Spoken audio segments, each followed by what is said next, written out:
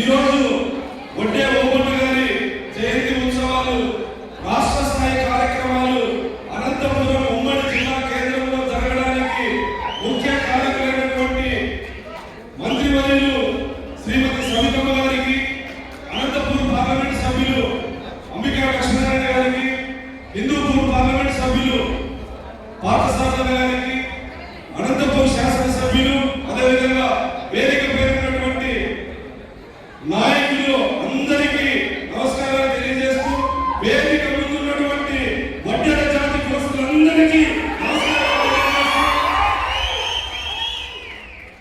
స్వాతంత్ర్యోద్యమంలో Britishers కి ఎదురు నిలబడి రాయలసీమ నుంచి పోరాడినటువంటి మొట్టమొదటి పోరాట యోధులు ఉండేవారు. ఎంతో మంది స్వతంత్రోద్యమంలో ఉన్నారు. ఎక్కడ భయపడకుండా ఉయ్యాలవాడ నరసింహారెడ్డి యొక్క సైన్యాధ్యక్షుడిగా ఉయ్యాలవాడ నరసింహారెడ్డి గారు ఎక్కువ యుద్ధంలో పాల్గొన్నటువంటి పోరాట యోధులు వడ్డే ఓబుల్ గారు.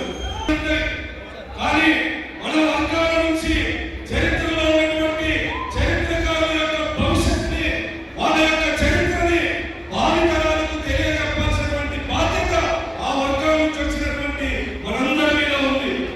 చరిత్రలో ఎంతో మంది ఉండొచ్చు, కానీ బడుగు బలహీన వర్గాల నుంచి తక్కువ మంది ఉంటారు.